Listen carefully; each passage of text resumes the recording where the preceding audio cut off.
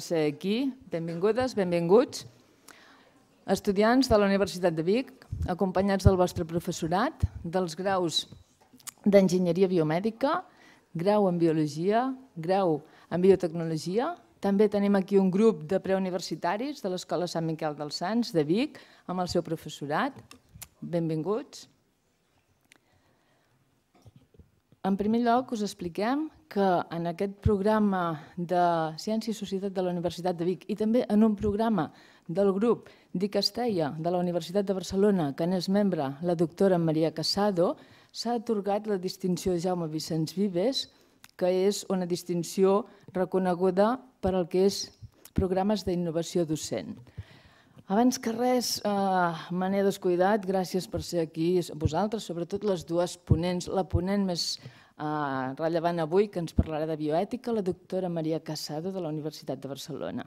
I també ella ha vingut acompanyada de la senyora Mina, que li donarem la paraula breument, perquè ella arriba de Mèxic. Per tant, aquesta activitat que avui parlarem de bioètica tindrà un caràcter prou internacional. La doctora Maria Casado és doctora en Dret, directora de l'Observatori de Bioètica i Dret, titular de la Càtedra UNESCO de Bioètica de la Universitat de Barcelona, càtedra sobre estudis de les dones, compartida amb aquesta càtedra amb la Universitat de Vic. És una de les 10 càtedres UNESCO de bioètica que existeixen a tot el món. Autora d'articles a revistes científiques, de llibres, de 45 capítols de llibres, de documents científics, documents tècnics. Ha dirigit 30 projectes d'investigació i desenvolupament de caràcter nacional i internacional. Va rebre la medalla Narcís de Montoriol de la Generalitat de Catalunya per la seva contribució al progrés científic i tecnològic. És membre del grup d'innovació docent d'Icastella. Avui li donarem la paraula i quan estarem en l'espai de debat també li donarem la paraula a la senyora Mina Piekarewicz, que ens ve de Mèxic i ens donarà la seva visió en aspectes de bioètica. Per tant, moltes gràcies per ser aquí. Li donem la paraula a la doctora Maria Casado. Sí.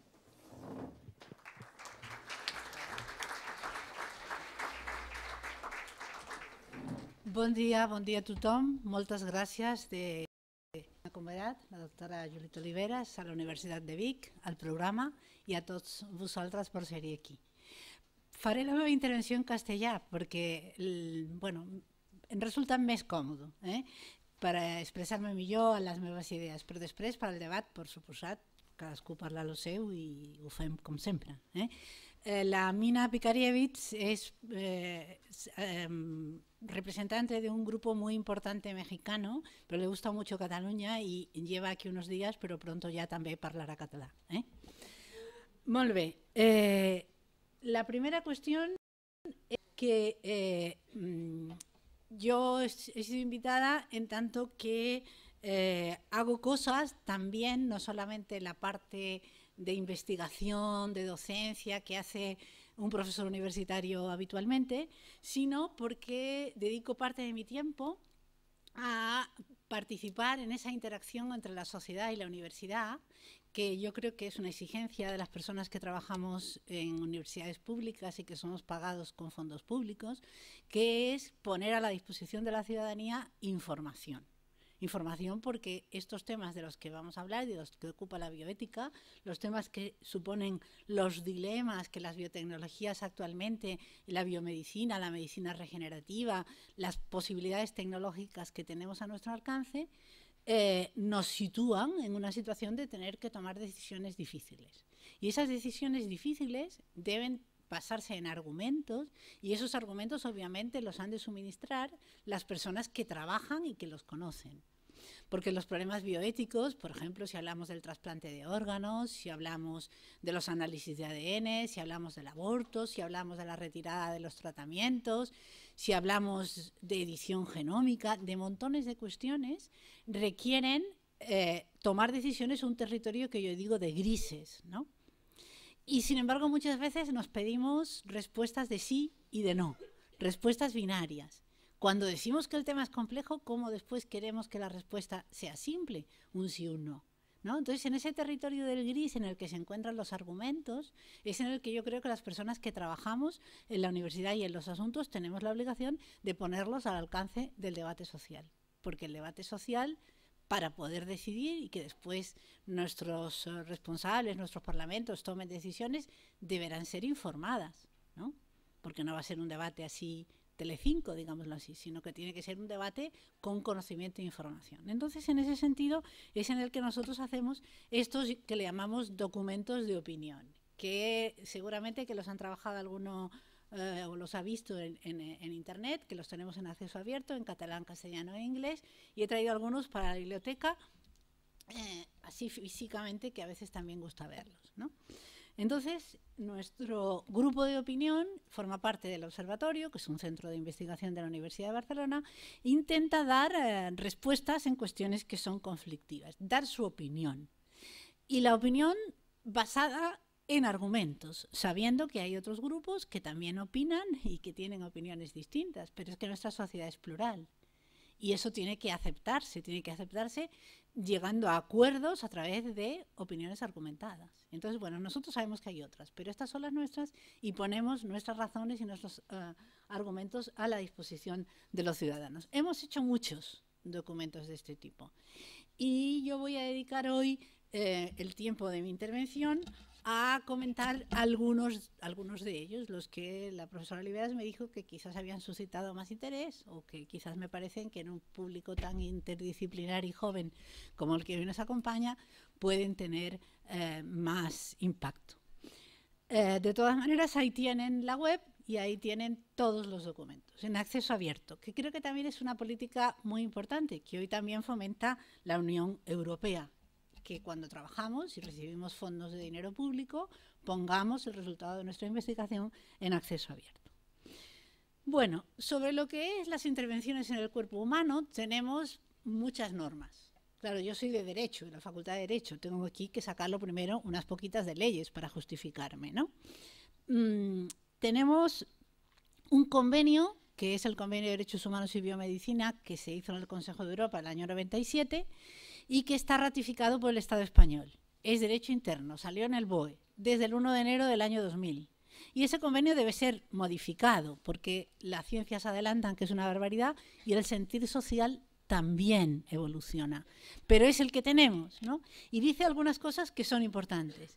Por ejemplo, en su artículo 2 establece la primacía del ser humano y dice que el interés y el bienestar del ser humano no deben ser sometidos a los intereses colectivos, ¿no? Es un principio más bien individualista, pero la idea de que no, el ser humano es lo primero. Y después me interesaba mucho mostrar lo que dice el artículo 21, que dice: el cuerpo humano y sus partes como tales no deberían ser objeto de lucro. ¿Ustedes creen que el cuerpo humano y sus partes hoy día no son objeto de lucro? Por ejemplo, cuando hacemos un trasplante, ¿se debe pagar? Cuando donamos óvulos, se debe pagar. Cuando se dona sangre, se debe pagar. Bueno, nosotros tenemos esta idea. El cuerpo humano y sus partes, como tales, no deben ser objeto de lucro. Y en el mundo del derecho tenemos una máxima ya desde los romanos y antes, que decía que el cuerpo humano era res extra commercium, fuera del comercio. Sin embargo, yo sostengo que hoy día hemos metido en el mercado una buena cantidad de cosas que seguimos poniendo debajo de un velo de que no son comerciales, que son donaciones, y sin embargo me parece que a veces las compensaciones que se establecen son un precio encubierto o incluso peor, un mal precio. Y también aquellos que vengan, que conozcan más las discusiones filosóficas y filosófico-políticas, hay grupos neoliberales, ultraliberales, que sostienen que todo es mercado. Mercado no ya como un sistema de regulación de la economía, sino propiamente de la vida, ¿no? Entonces, bueno, yo estoy en contra, ya lo digo, pero bueno. Después tenemos la Declaración Universal de Bioética y Derechos Humanos de la UNESCO, que como yo dirijo una cátedra UNESCO, pues aquí la saco, y que dice cosas parecidas, ¿no? que hay que compartir el conocimiento, que hemos de tener prácticas solidarias de forma transnacional, tomar medidas en el plano internacional para evitar toda una serie de cuestiones que puede ser que sucedan.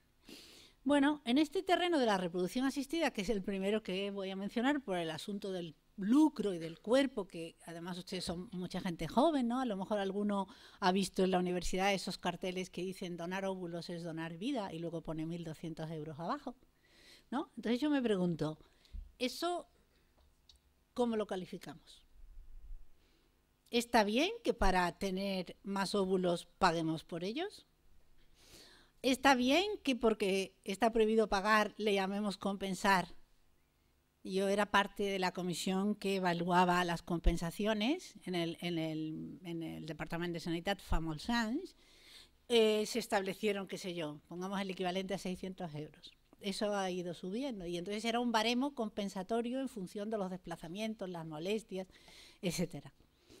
Pero las privadas, los grupos van presionando, va subiendo y además hay crisis. Quizás hace 10 o 15 años 600 euros se podían ganar de otras maneras. No sé, yo entonces me acuerdo que baremaba que era más o menos lo que se pagaba por estar un fin de semana en un stand de cervezas Cruzcampo, por decirlo de alguna manera, en vez de donar ovocitos. No era un precio. Tampoco quizá era una gratuidad, pero no era un precio. Yo creo que hoy día 1.200 euros con la crisis que hay, para muchas personas es un precio. De hecho, el Estado español ha recibido una queja en el Consejo de Europa del Estado polaco que decía que las polacas venían en autobús a vender óvulos a España, porque nuestra renta per cápita o nuestro salario mínimo están ahora por debajo de esa cantidad, pero no les digo lo que está los de los polacos o los rumanos. Es una cantidad importante. Y esa reflexión no la hemos hecho, o no la explicitamos, tenemos miedo. A cómo decirlo. Pero yo creo que todos estos carteles son ideológicos, son publicidad y muy buena. Y la ley del trasplante y de la donación de material humano dice que no se debe hacer publicidad, que se debe informar. Entonces, claro, aquí tenemos un problema de grises, donde acaba la información y donde empieza la publicidad. En nuestro país hay muy buenos publicistas, ¿no? Entonces, es una frontera difusa. ¿Se dan cuenta por qué les decía lo de los grises? Es verdad que necesitamos ovocitos para la reproducción asistida. O quizás no es verdad que necesitamos tanta reproducción asistida. A lo mejor necesitamos un diseño social diferente que permita que la gente joven pueda tener los hijos en vez de tener que dedicarse a estudiar para tener un máster, para ganar mucho dinero, para después poder pagar la reproducción asistida. ¿Me entienden? Hay cosas que tienen que ver con el adelanto biotecnológico, pero también pueden tener que ver con el diseño social, ¿no? Búsqueda de donantes es continua. Si ustedes entran en las webs de los grandes centros, son muy interesantes de analizar, porque te dicen todos que es solidaridad, pero después todos tienen una compensación. Incluso la sangre. El más importante laboratorio de nuestro país, internacionalmente muy importante, fue considerado un estratégico centro por los papeles de Wikileaks, fuera de Estados Unidos, la Grifols. El presidente dijo que había que comprar sangre porque ellos necesitaban y que era esto y que fuera gratuita, que si se lo comprábamos a los parados, tal vez así ellos llegarían a fin de mes y nosotros tendríamos sangre y plasma. Es decir, estamos hablando de mercado. A mí me parece tremendo, porque conseguir la gratuidad y quitar las colas, digamos, de lo que le llamaban los vampiros, los estudiantes de medicina que vendían la sangre para pagarse los estudios, o los famosos mendigos de las novelas de Víctor Hugo, eso ha sido conseguir la gratuidad sobre esas cosas, basada en la solidaridad, ha sido un logro solidario, un progreso, digamos, para la humanidad. Sin embargo, hoy día, con ese derribo del mercado que les digo, pues los argumentos se echan a pelear y yo creo que tenemos que explicitarlos, ¿no? Yo pregunté a mis alumnos, ¿ustedes qué piensan? La mayoría, pues muchos decían que efectivamente cuando iban a dar sangre abajo en la facultad, pues les daban un bocadillo, eso no era precio.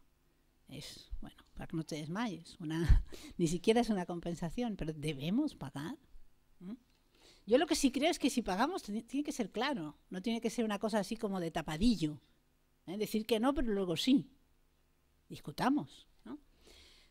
El trasplante de órganos. Nuestro país es un país que tiene un modelo de trasplantes tomado como modélico, valga la redundancia, en todo el mundo. El modelo se basa en la gratuidad, se basa en la transparencia, se basa en que todos somos donantes universalmente, salvo que lo hayamos dicho que no en vida, y que no hay dinero por medio. Sin embargo, en algunos países se paga y algunas personas plantean que si ellos pueden pagar y otros venden, basados en la autonomía, en una concepción de la autonomía, yo creo bien equivocada, porque ¿cómo podemos ser autónomos si no tenemos ningún medio para sobrevivir que no sea vendiéndonos a trozos? Pero hay argumentos, ya digo, ultraliberales, que dicen que ¿por qué no? Y en nuestro país, por supuesto, está prohibido, pero hay excelentes documentales y hay noticias, que saltan las noticias, de que se ha encontrado la policía personas que estaban dispuestas a vender y después retiraban su consentimiento y sí y no, etcétera, ¿no? Y a la vez que sucede estamos firmando los grandes convenios contra el tráfico de órganos. ¿No hay una cierta hipocresía social en todo esto? Yo creo que tenemos que poder hablar de las cosas, ¿no? Y si hay concepciones y hay justificaciones, las tenemos que ser capaces de discutir, ¿no? Para eso están esos documentos. Hicimos un documento sobre el trasplante de órganos entre vivos, indicando esto, que el modelo de gratuidad está poniéndose en cuestión desde el momento en que uno empieza a aceptar donantes no emparentados y empiezan a aflojarse las garantías. Y claro, si no hay una gran vigilancia por parte de los jueces, por parte de los comités de ética, por parte de la sociedad, puede haber explotación, porque el problema que hay es explotación. Es decir, que la persona que no tiene acaba vendiendo lo único que tiene, trozos de su cuerpo. A mí no me gusta un modelo de sociedad basado en eso, pero bueno, yo soy yo y todos juntos es como tenemos que decidir lo que queremos, ¿no? Yo creo que eso es importante, no ignorar cuál es el modelo que uno desea, pero darse cuenta que uno convive, ¿no?, con otros que a lo mejor tienen otros modelos. Y tenemos que discutir cómo lo hacemos. En lo público, en lo privado, bueno, cada uno sabe, ¿no? Pero en lo público sí. Hay muchos ejemplos de encuentros de los médula ósea, la buena voluntad de los futbolistas, que es una vieja noticia que saqué, que pobres también los embaucaron con una cosa que después resultó ser una especie de empresa fraudulenta alemana. Es decir, pero es que todo el mundo se deja embaucar. Yo he hablado del trasplante de órganos, he hablado de la donación de ovocitos, he hablado de la sangre y los bancos de cordón umbilical, que en nuestro país se han potenciado y tenemos fantásticos bancos públicos que cubren todas las necesidades y que conviven con bancos privados que son un auténtico negocio, en el cual cae hasta nuestra, llamémosle princesa o lo que quiera que sea, que cuando nace le mandan el cordón umbilical a Houston o no sé dónde. ¿Cómo puedes predicar en una sociedad austeridad con estos ejemplos, ¿no? Y las empresas privadas se infiltran con brokers en los ginecólogos, en las consultas médicas, en los hospitales. Es decir, no, dé usted la mitad para su hijo, es una garantía. Y hay mucha pseudociencia, muchas cosas que no sabemos contrastar, información no fiable o dudosa, medias verdades, que son más difíciles de refutar muchas veces, ¿no? Entonces, bueno, esta era una primera parte de la discusión, ¿no?, que ahora tenemos sobre la mesa con la cuestión de la gestación por sustitución. No sé si ustedes leen los periódicos, escuchan los debates. Ahora es un tema bioético de alto voltaje. Otra vez la justificación es, hay unas parejas que no pueden y no pueden tener hijos y bueno, los desean tantísimo, suministrémoselo. A base de una mujer que accede a gestar para otro.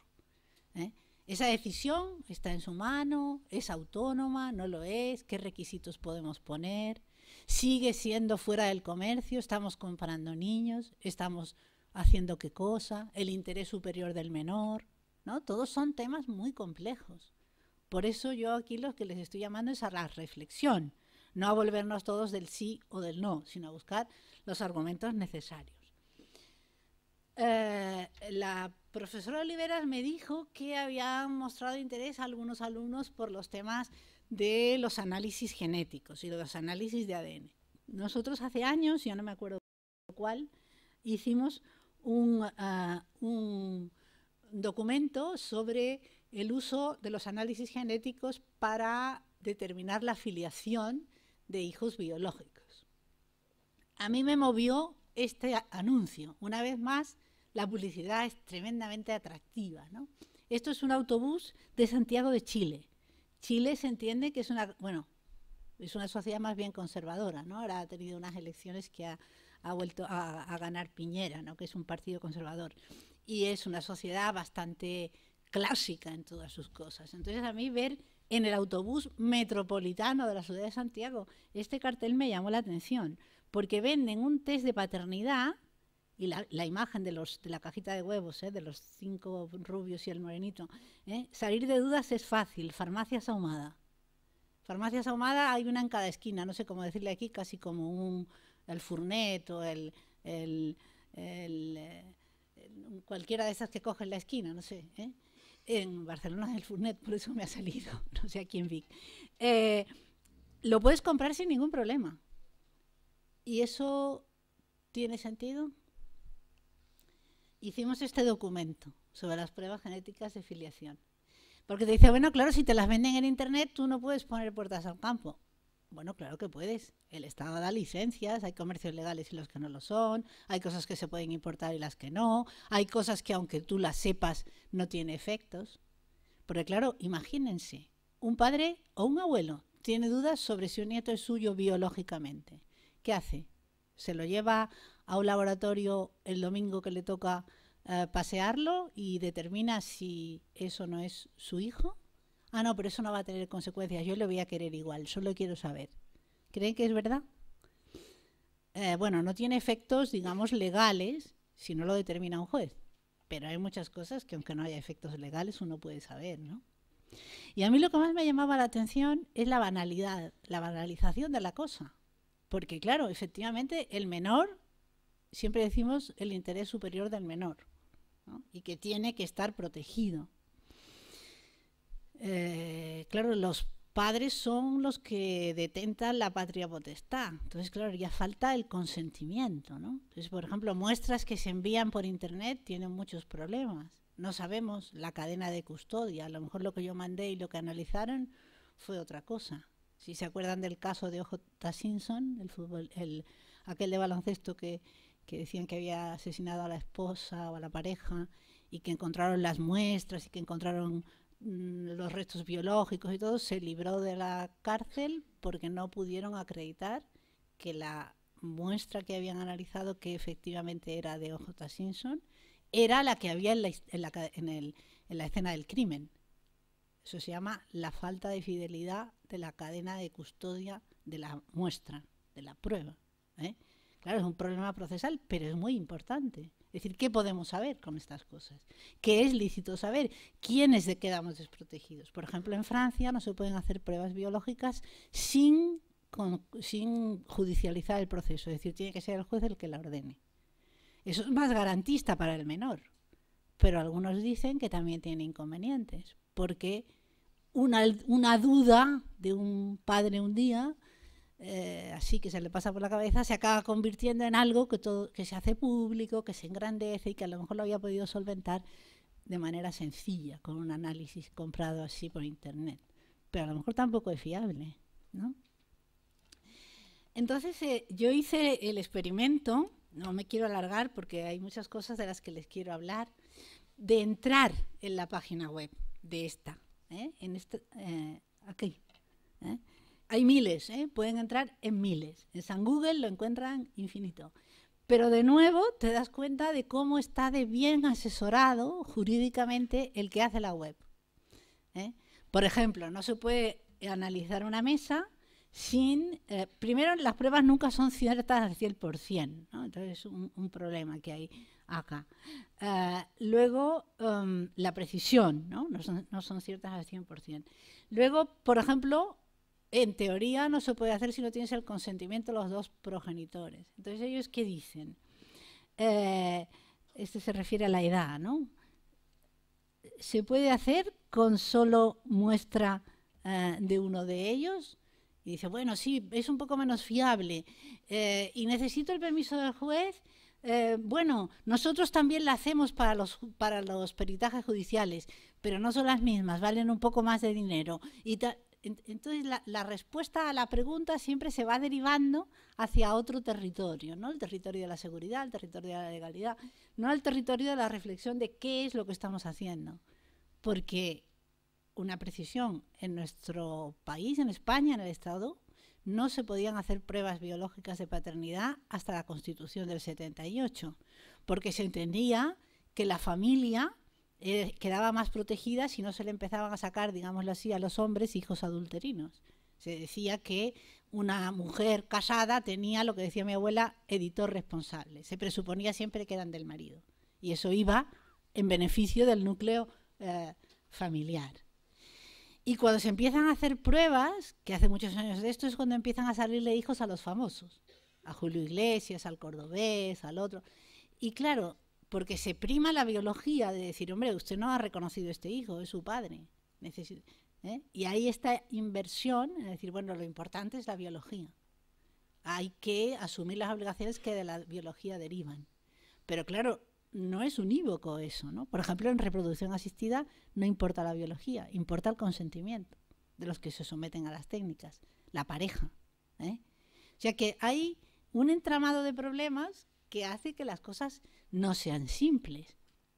Pero, de nuevo, hay mucho dinero. Y eso es algo que me parecía interesante mostrar, ¿no? A ustedes cómo la investigación y la medicina y la biotecnología no son neutrales. La ciencia hoy no puede seguir diciendo que es neutral. No puede, porque los fondos obligan a que lo que descubrimos enseguida intente encontrar aplicación. El modelo ha cambiado, buscamos rentabilizar lo que hemos puesto. Y muchas veces eso no permite reflexionar a fondo sobre las cuestiones. Eso no permite, y inmediatamente esa especie de velocidad, esa prisa en la que vivimos, hace que todo se ponga, la tecnología se ponga en el mercado, y como en muchas cosas te facilita la vida, pues realmente después cuando te planteas, ya está. Si ustedes piensan en sus móviles, con los cambios que eso supone, en las relaciones personales, en la posibilidad de localización de todo el mundo. Todo el mundo quiere decir los que están aquí, pero también si estuvieran en una manifestación ilegal, lo podrían saber perfectamente. ¿Cuántos de ustedes tienen desactivado el geolocalizador? Probablemente alguno, pero la mayoría pues no. Entonces saben, como decía la campaña de amnistía de hace un par de años, con qué móviles duermes, porque los tenemos en la mesilla, ¿no? Ese tipo de control y de datos son completamente nuevos, impensables hace unos años, no ya para el Estado, sino por supuesto para las empresas y para el mercado, que cuando nos dan algo gratis no nos lo dan gratis, nos lo cobran. Si no hay precio, tú eres el precio, como dicen, ¿no? Y bueno, había puesto una cuestión del ADN porque de las bases de uso forense, que es otro tema. Yo soy miembro de la Comisión Nacional de Uso Forense de ADN, que es el uso policial de estos datos. Está mucho más garantizado, ya les digo. Pero bueno, también es un tema muy peliagudo. ¿En qué crímenes se debe hacer una prueba de ADN? ¿Cómo se custodian las bases? ¿Cómo se entra los perfiles en las bases? ¿Quién accede? ¿Cuándo se hacen cotejos entre bases? ¿Cuándo se cruzan datos? Todo esto es muy importante. Así que bueno, esta era una lista de preguntas, ¿no?, sobre los test genéticos. ¿Quién los hace? ¿Con qué información genética? No, solo vamos a saber la afiliación, bueno, y las enfermedades y más cosas, o no, ¿con qué fin? ¿Dónde se almacena? ¿Quién tiene acceso? ¿Quién puede pedir acceso y rectificación? Tus hermanos que comparten perfil genético contigo deben informarse si a ti te ha salido una enfermedad. ¿Estás obligado a compartir esos datos, ¿no? Pueden ser utilizados para fines distintos o no. ¿Podemos cancelarlos o no? Cada una de esas preguntas podría servir para hacer una tesis doctoral, ¿eh? De hecho, las hay. Entonces yo cambié de... llegados a este punto, cambio de tema, ¿no? Hasta ahora, digamos, los impactos de las tecnologías nos permiten hacer cosas. Pero como otro de los temas que me dijeron que les interesaba era la cuestión del aborto, de la interrupción voluntaria del embarazo, pues ahora pensaba dedicar estos últimos minutos que me quedan a ese tema. Nosotros hemos hecho 2 documentos sobre este tema. Uno sobre el acceso a la educación sexual y a la anticoncepción, es decir, un estudio sobre salud sexual y reproductiva en la adolescencia. Ustedes ya la pasaron, ¿no? Ya, la mayoría de ustedes son mayores de edad, pero bueno, es una discusión muy interesante.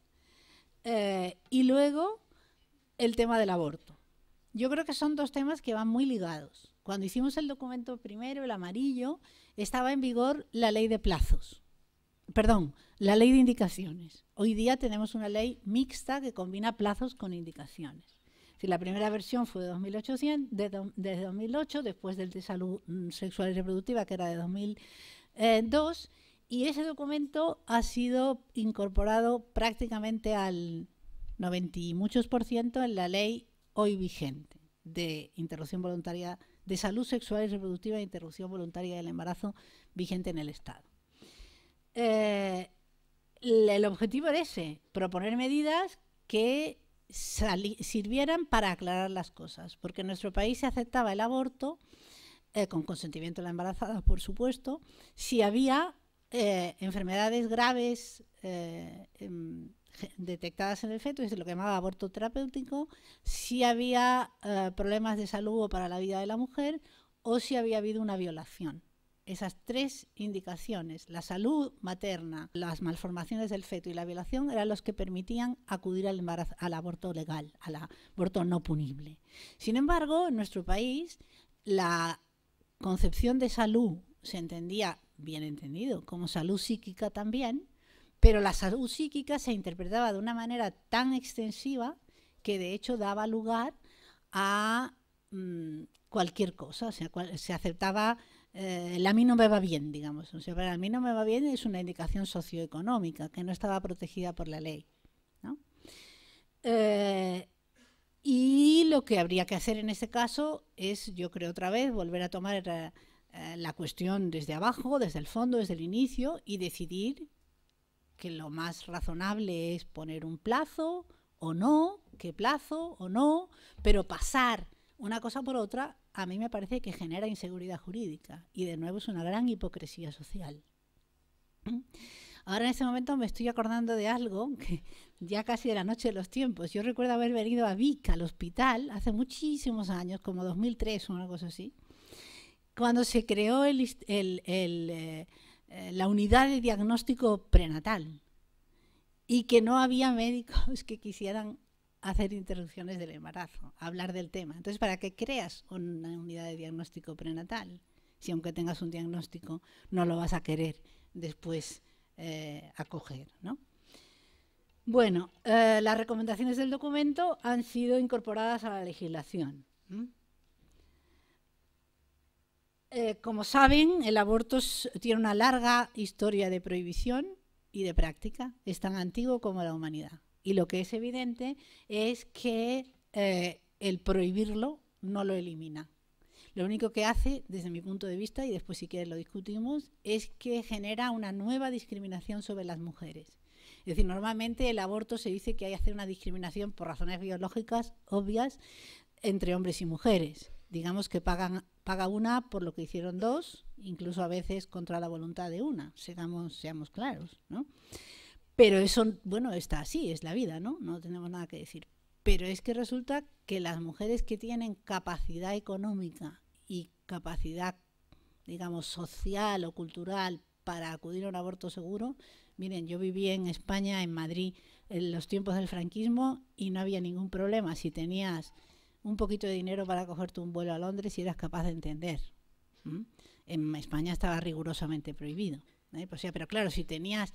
Era una discriminación, digamos, por razón económico-social entre las propias mujeres, que me parece terrible.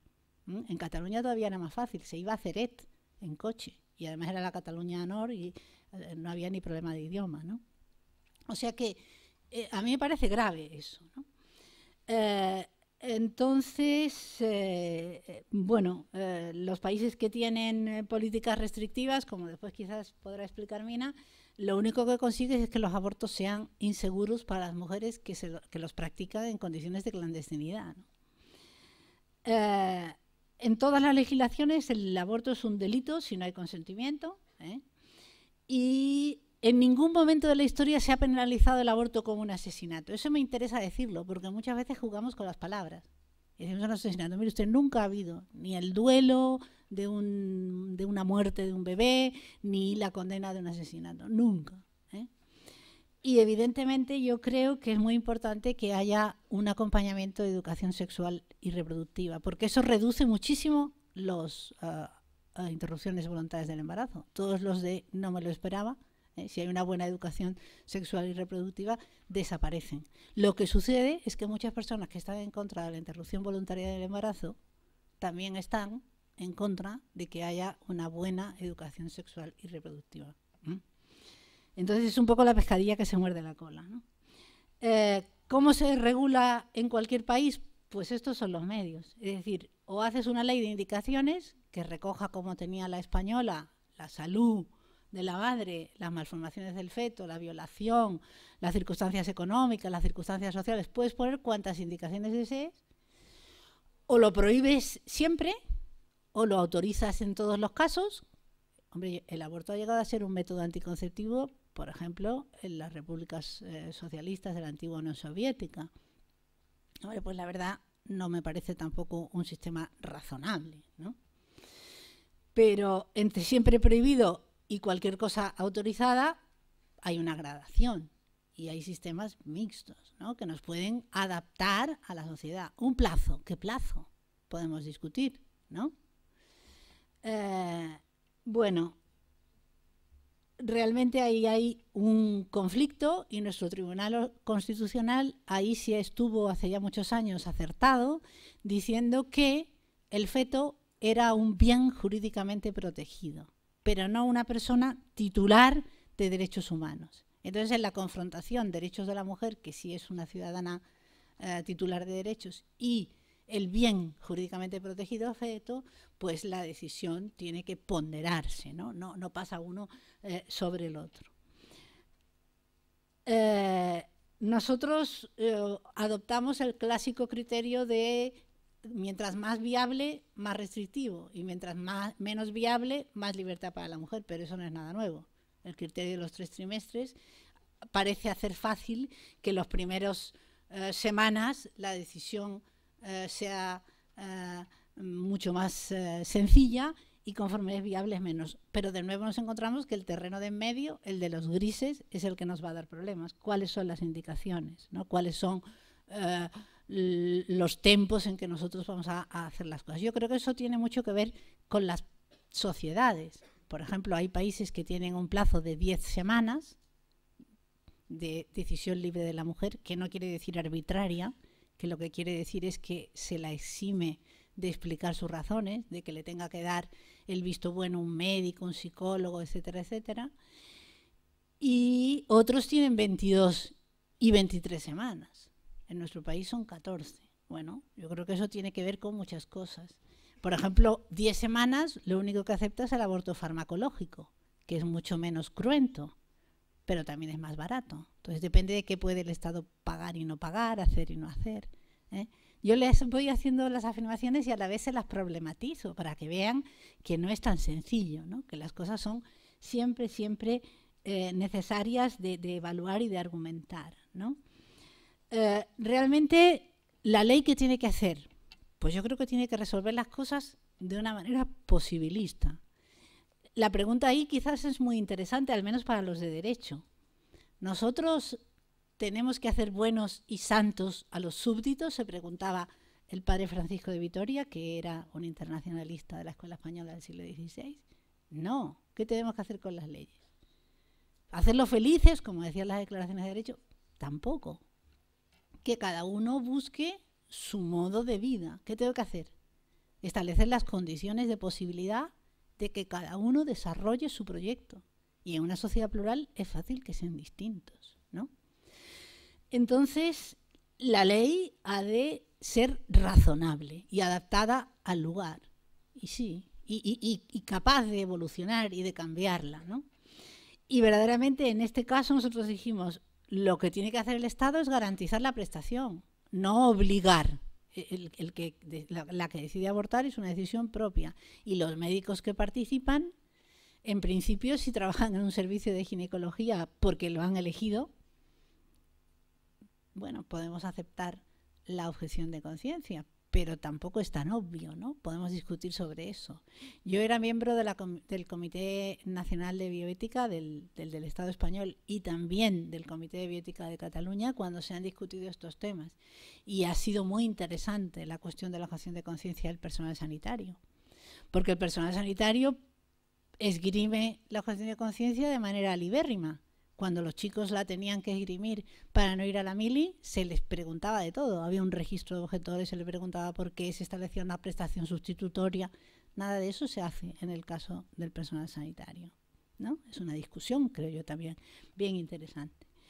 Bueno, nosotros en las conclusiones, y con eso termino, solo mencionaré dos, dijimos que la interrupción voluntaria del embarazo en los supuestos legalmente reconocidos debe ser considerada y tratada como un acto sanitario más, cuya práctica debe ser asumida por la sanidad pública, y que el cambio normativo debe de ser acompañado de medidas de acceso real a los anticonceptivos y a los grupos especialmente vulnerables. Que la objeción de conciencia es muy bueno aceptarla, porque la sociedad es plural y nosotros consideramos la conciencia como un bien muy preciado, pero que hay que garantizar la prestación del servicio. Es la hora menos un minuto y lo voy a aprovechar para dejarle esta web. Esta web tiene años, eso de libertad para decidir, que en todos los terrenos. Pero entonces cuando nosotros lo pusimos nos referíamos al ámbito de la salud. Y ahí tienen ustedes todo un montón de temas, si entran en esta web, que como les digo todo es en acceso abierto, que hace preguntas sobre muchas de las cosas que les he comentado. No sé cómo se hace para entrar en alguna de ellas, pero bueno, como es más bien justo, lo dejamos. Yo voy a dejar las diapos, si quieren lo hacen, ¿no? Pero si entran en la versión catalana, castellana o la que sea, tienen un montón de indicaciones ligadas a los documentos para reflexionar. Por ejemplo, a los profes les pueden valer en clase, ¿no? Porque suscitan bien el debate y tenemos la posibilidad de argumentar. Y luego una exposición que hicimos, que también está puesta online, sobre el uso de embriones sobrantes de procesos de reproducción asistida para la investigación, que hoy día parece algo asumido, incluso nos venden células madre en el champú de la peluquería, ¿no? De manzana y cosas así, y en las cremas, pero este es un debate distinto y que fue en su momento muy duro y solo se desbloqueó porque Bernat Soria fue capaz de poner 500.000 firmas de los enfermos de diabetes para que se permitiera usar los embriones sobrantes de los procesos de reproducción asistida en investigación. Por ahora nada más, solo que muchas gracias, que aquí nos tienen para lo que necesiten y que después abriremos un debate. Creo que ahora viene que la profesora Mina Picarewicz hablará muy brevemente sobre la situación del aborto en México y en América Latina, que es una realidad muy interesante, distinta y lamentablemente, dadas nuestras circunstancias políticas y de crisis, cada vez más próxima. Ella es miembro del Colegio de Bioética de México, que es una institución de investigación muy prestigiosa que defiende, como nosotros desde el observatorio, una concepción de la bioética laica, basada en derechos humanos y en argumentos. Nada más, muchas gracias.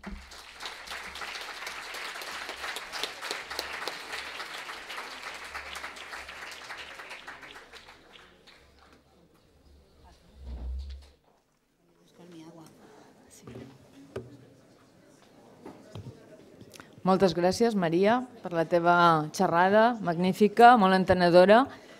Li donem la paraula a la senyora Mina Piekalevich. Gracias por ser aquí, gracias por estar aquí. Te damos la palabra, Mina. Buenas tardes, no, buen día, ¿verdad? Perfecto. Buen día a todos y muchas gracias por estar acá. ¿Podemos poner la imagen? Sí. Bueno, María ha avanzado mucho en el tratamiento de la problemática del aborto. Yo me voy a referir a un caso específico, que es el caso de la América Latina. Antes les quiero dar unas estadísticas muy contundentes. En el mundo, según 3 estudios desarrollados por el Instituto Guttmacher, especializado en estudiar la problemática de la salud sexual y reproductiva, en el mundo cada año, durante 1995, tuvieron lugar 45.600.000 abortos de alto riesgo. Lo que decía María, el aborto que se practica de espaldas a la ley lo prohíbe, pero de cualquier manera las mujeres que deciden interrumpir un embarazo no deseado o no planeado, abortan y abortan en condiciones de muy alto riesgo sanitario para su vida, para su salud. Esta cifra se redujo en 2003 a 41.6 millones de abortos durante ese año, 2003. Y en 2008, que es la última estadística disponible, volvió a subir a 43.8 millones de abortos voluntarios en condiciones de alto riesgo, porque las leyes no lo permiten. Ese es el caso de la América Latina. De esta cantidad de abortos que les estoy mencionando, la América Latina tiene la 10ª parte a nivel mundial. 4.2 millones en 1995, 4.1 en 2003 y 4.4 en 2008. La tasa de aborto en América Latina, como región, es la más alta del mundo a nivel durante el año de 2008. ¿Qué significa esto? Significa que la realidad latinoamericana nos demuestra, uno, que las leyes son inoperantes, las leyes prohibicionistas son inoperantes en el caso específico de la interrupción del embarazo. Nos demuestra asimismo que la situación de desigualdad social que ya María mencionaba de alguna manera como desigualdades entre varones y mujeres en la problemática del aborto. Los dos son responsables del embarazo, pero solo a la mujer se le achaca la problemática en el caso del aborto voluntario. Las mujeres con recursos económicos y por lo tanto con educación, con acceso a la información, tienen mejores condiciones que las mujeres pobres. Todo esto repercute en esta realidad de millones y millones de abortos cada año en el conjunto del planeta. Los temas de bioética, muchos de los cuales María mencionó aquí, y particularmente el del aborto, que es uno de los temas más controvertidos, deben ser puestos en contexto. Y en el contexto latinoamericano influyen varios factores en que las leyes sean las más prohibitivas a nivel internacional, con algunas pocas excepciones. ¿Cuáles son los condicionantes de esta legislación restrictiva? Primero, la influencia de la Iglesia Católica en el conjunto del continente, que regula la vida privada de los creyentes, pero que también es un poder fáctico en el ámbito político e influye sobre la elaboración de las leyes. Otro factor importante es la cultura patriarcal o el machismo, el que a la mujer se le asigna un papel en la sociedad. Todavía, como en el pasado, aquí están mucho más avanzados que nosotros, de la mujer está para tener hijos y cuidar el hogar.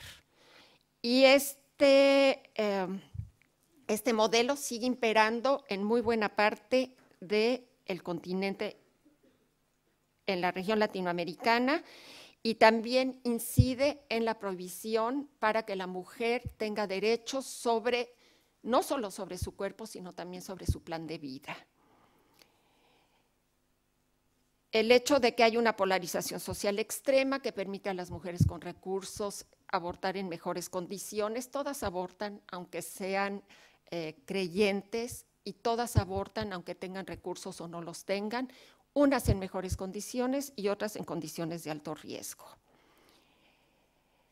Como ustedes pueden ver aquí en el esquema, los lugares que aparecen en tono amarillo son los que sí permiten la interrupción legal del embarazo, y son muy pocos en América Latina. Uno es Cuba, otro es la Guyana, otro es el Ecuador, y un punto muy chiquitito que aparece allá arriba, que es la Ciudad de México. No todo el país, pero sí la Ciudad de México.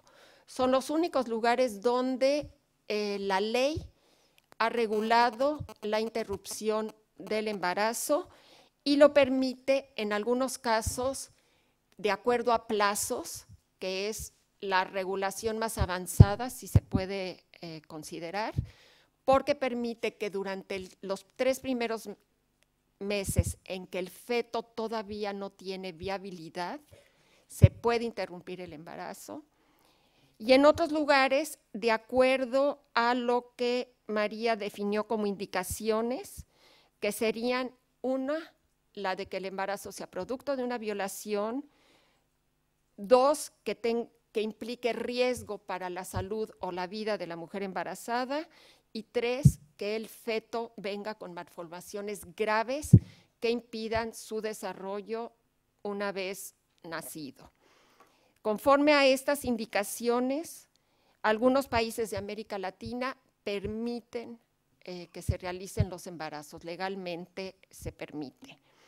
Aunque tiene muchos bemoles, porque cuando uno denuncia la violación, los ministerios públicos pueden retrasar tanto la autorización que ya se pasó del primer semestre al segundo y ya se está entrando en el tercero, y ya la realización de un embarazo, de un aborto, no es aconsejable. Yo solo quisiera decir, para cerrar, antes de que se abra el intercambio de preguntas y el debate, que en uno de estos círculos, el que está aquí, que se refiere a la religión y que es uno de los factores más restrictivos para que una mujer opte por un aborto, el 66% se declara católica. O sea que incluso con la religión presionando para que una mujer que tiene un embarazo no deseado, no planeado, fruto de una violación o de alguna otra circunstancia, para impedir que esa mujer interrumpa su embarazo, incluso las que son creyentes lo realizan. Esta es una realidad muy distinta a la que se vive en Europa. Esta es una realidad de un continente muy polarizado, muy desigual, donde las clases acomodadas tienen muchos privilegios que les permiten atender de la mejor manera su salud, pero que el grueso de la población, a veces tanto como el 60, 70 u 80%, vive en condiciones de pobreza y de dificultad para acceder a abortos en condiciones sanitarias. El problema existe, la ley lo prohíbe, pero se siguen realizando a muy altos costos para la salud y la vida de las mujeres. Aquí lo dejaría y lo abrimos a debate y a preguntas. Perfecto, muchas gracias.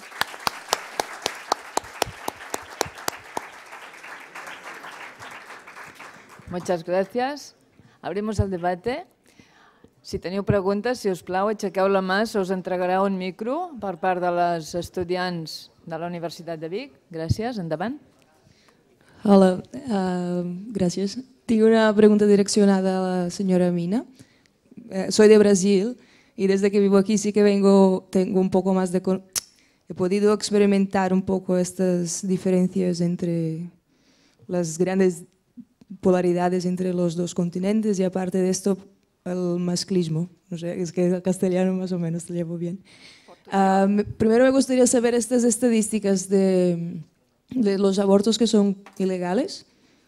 ¿Cómo tienen control si son ilegales? O sea, de estos datos, ¿dónde vienen? Esos datos los obtuvo el Instituto Guttmacher y que colabora con la Organización Mundial para la Salud. Y los va recogiendo país por país en aquellos lugares donde es posible identificar, sobre todo, la muerte materna y los problemas de salud de mujeres que llegan con abortos en curso, que se han provocado ellas mismas, sangrados y otro tipo de problemas, infecciones. Esto fue publicado en la revista The Lancet, que es una revista sobre salud muy reconocida. Te puedo dar toda la información y allí viene toda la explicación metodológica de cómo fueron recogidos estos datos. Generalmente, como es un dato oscuro, digamos, un dato clandestino, no se puede tener acceso a la información abierta, pero sí se tiene acceso por la vía de aquellas mujeres que o aportan su propia información a través de organizaciones sociales o a través de las clínicas o los hospitales que recogen estos datos sobre, como te decía anteriormente, muerte materna o daños a la salud por intención de aborto hecho por propia mano. Y aparte de esto, ¿se sabe si hay previsiones optimistas o pesimistas en relación tanto a la influencia de la Iglesia Católica, cuanto en la caída o no del machismo? Porque hoy en día seguimos teniendo líderes, incluso políticos, que demuestran claramente un masclismo muy fuerte. Al Brasil yo hay cosas que veo y me quedo, no entiendo, es muy triste. Entonces, no sé, hoy en día tenemos muy acceso a las informaciones, internet y todo, pero sigue siendo una cosa muy fuerte. Bueno, el esquema, el modelo va junto. El modelo paternalista que ejerce la Iglesia Católica, el modelo paternalista machista de los hombres en América Latina. No sé si esto es un fenómeno que trasciende las fronteras de América Latina, no tengo tanto conocimiento sobre otras partes del mundo, pero lamentablemente no creo que disminuya. No creo que disminuya y como estamos viendo en muchos lugares, en lugar de avanzar, estamos retrocediendo. Mismo Estados Unidos, que tenía leyes más permisivas en ciertas zonas. Si está Obama, avanza en cierta dirección. Si está un gobierno como el de Trump, retrocede. Lamentablemente no hay una línea recta hacia el desarrollo o hacia un futuro mejor. Tenemos que trabajar muy duro para que el futuro sea mejor, pero no hay ninguna garantía. Y yo creo que en estos temas seguimos estancados, por lo menos en el continente. Tú que eres de allá, de Brasil, pues ya lo mencionaste. Perfecte. ¿Puedo añadir una cosa? Sí, perfecte. La Maria té la paraula un moment, sisplau. Sí, en Latinoamérica se dice una expresión que a mí me gusta mucho, que es que los derechos no reculan. Que en España también era así y en toda la doctrina europea. Creíamos que los derechos, una vez concedidos, nunca retrocedían. Y el reconocimiento de derechos siempre se tenía que apoyar a partir de lo que ya teníamos. Acabamos de ver cómo nos han liquidado los derechos sociales de un plumazo, y aquí estamos. quiero decir, hay cortinas de humo. Por ejemplo, yo creo que la discusión en España en tiempos de Zapatero y de nuevo cuando Gallardón sobre el aborto fueron cortinas de humo, fueron coincidentes con los primeros recortes de derechos sociales a lo bestia, ¿eh? Y bueno, podemos seguir, ¿no? Pero los derechos sí que retroceden, lamentablemente. O sea, cuesta sangre conseguirlos y luego se desaparecen en un momento. Y hay un mapa maravilloso que le voy a pasar a Julita del aborto en el mundo, y hay toda la parte roja o la parte verde de los países que admiten supuestos de aborto no punible, y coincide exactamente mundo rico, mundo pobre, salvo las excepciones que ella ha puesto de Uruguay y tal, los mapas son tremendos. Y además es muy interesante esa web porque según donde pinchas te pone la legislación que hay en cada país. No me di cuenta de poner esa diapositiva, pero lo haré. Gracias. Aquí tenim la paraula, Joan. Sobre el tema del aborto también. ¿En qué momento consideramos que el feto, ¿vale? Lo consideramos que ya pasa a ser una persona? O sea, ¿en 3 semanas, 2 semanas, en el momento de la fecundación? Porque en ese momento, a ese feto tiene unos derechos que hay que asignarle como a persona. O sea, bueno, no sé si me entiende. Sí, le entiendo perfectamente. ¿Le respondo ya o quiere seguir? Bueno, las personas son las nacidas. La titularidad de derechos fundamentales y la personalidad se adquiere con el nacimiento. Esa es una decisión legal, común en todos los países de nuestro contexto. Es una decisión discrecional, pero no arbitraria. Hay razones, porque cuando naces se te otorga o se te reconoce la titularidad de todos los derechos fundamentales, y la mujer que ha gestado y ha dado a luz, pues es persona, y el padre, el marido, la abuela, todos, porque son nacidos. ¿Se podría conceder la personalidad y los derechos fundamentales antes? Se podría. El problema es cuándo y cuándo esa concesión no invalidaría los derechos de la mujer, que obviamente es titular y persona nacida. Entonces, lo que yo les decía de que es una buena doctrina del Tribunal Constitucional y se hace en muchos países es decir, mira, el feto no es persona, le otorgamos la personalidad cuando nace, pero antes es un bien que nos interesa proteger.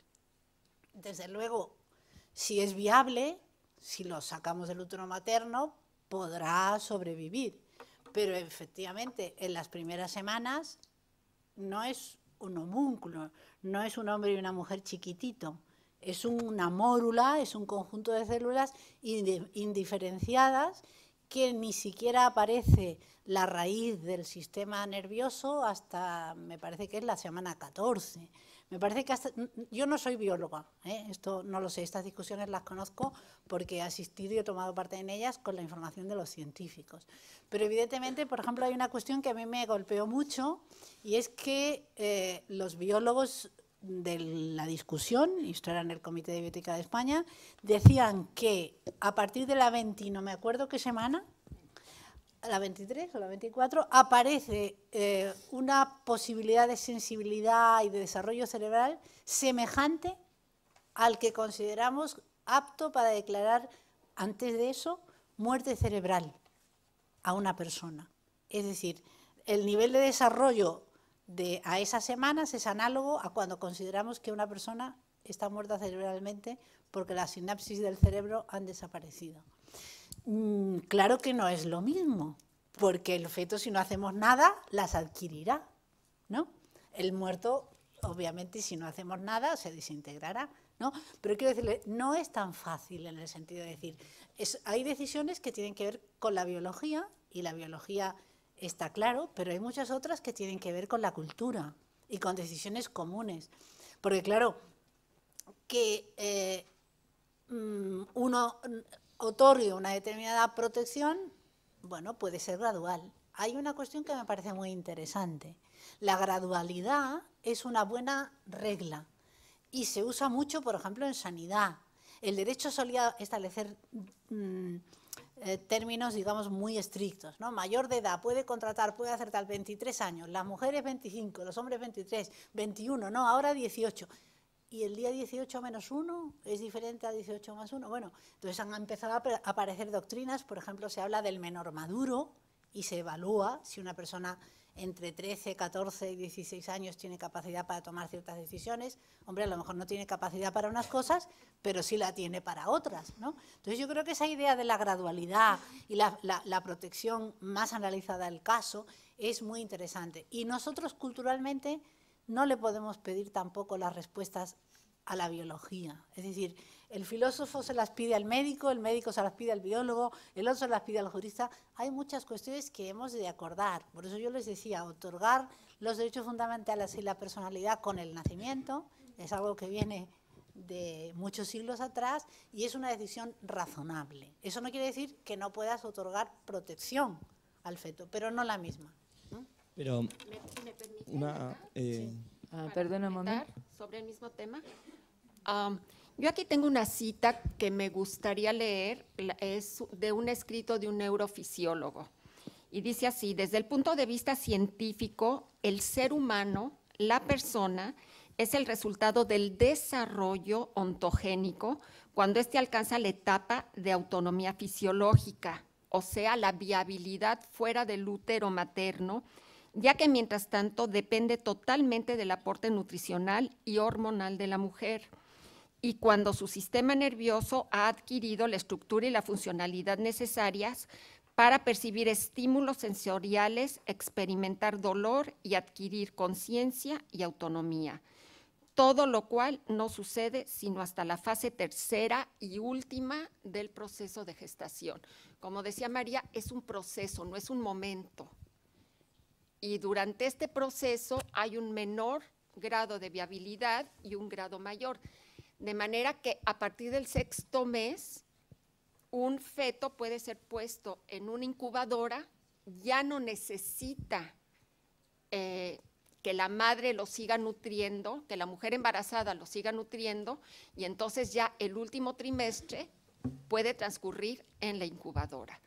Pero, tal como decía María, antes de esta viabilidad y durante todo el proceso realmente, el feto es un bien jurídicamente tutelado, se le reconoce como un bien y se le tutela por el derecho, pero los derechos de la persona se le reconocen hasta el momento del nacimiento. Y la única excepción es el derecho a recibir una herencia. Si una mujer queda embarazada y la pareja muere, el marido, el feto, que se va a convertir en bebé, tiene derecho a heredar. Fuera de eso, no tiene, al nacer, digo, no puede heredar antes de nacer. Al nacer tiene el derecho, pero es el único derecho y es al nacer. En aquest moment ens trobem en una situació que hauríem de tancar el debat, encara que és molt interessant, per una única raó. Avui hem tingut moltes inscripcions per a aquesta activitat de la Maria Casado i de la Mina, i ara, quan sortim d'aquí, tornarem a realitzar una segona sessió. Per tant, us demanem que de manera ordenada, a poc, sortiu, però, per dues portes. Alguns grups que heu de sortir al carrer, si voleu, podeu sortir des d'aquí a la meva esquerra, hi ha una porta que us conduirà al carrer. I els altres grups podeu deixar els formularis en aquestes caixetes que trobeu, o aquí al costat o bé a fora. Gràcies per la vostra atenció.